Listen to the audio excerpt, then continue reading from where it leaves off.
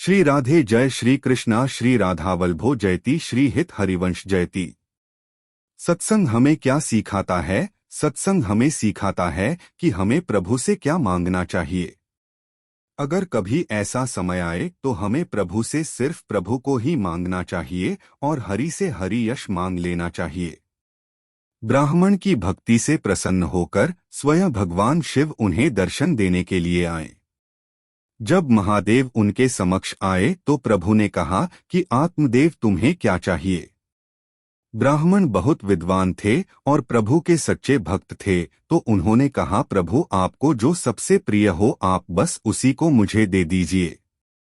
महादेव मुस्कुराए और जब उन्होंने अंतर्मुखी होकर देखा तो उन्हें सबसे प्रिय अपने राधावल्लभ जी का स्वरूप दिखा, जिसे महादेव स्वयं हर क्षण निहारते रहते हैं, उन्हीं की याद में रहते हैं। तो उन्होंने अपने भक्त आत्मदेव को श्री राधावल्लभ का वही स्वरूप विग्रह स्वरूप भेंट में दे दिया। इस संसार में प्रभु को छोड़कर सभी वस्तुएं माया है। शादी भी एक जुआ के खेल की तरह है, ठीक उसी तरह यह संसार भी है। जो व्यक्ति इसे खेल की तरह खेल समझकर खेलता है वो खिलाड़ी है, अन्यथा अनाड़ी व्यक्ति तो इस खेल को भी युद्ध बनाकर खेलता है और युद्ध होने पर तो विजेता और पराजित पक्ष दोनों को ही दुहक उठाना पड़ता है। जैसे महाभारत के युद्ध में कौरव हार गए थे, लेकिन पांडव जीतने के बाद भी दुखी थे क्योंकि वह भी अपना सर्वस्व ही हार गए थे। सब कुछ चले जाने के बाद राज्य का सुख भी सुख नहीं लगता।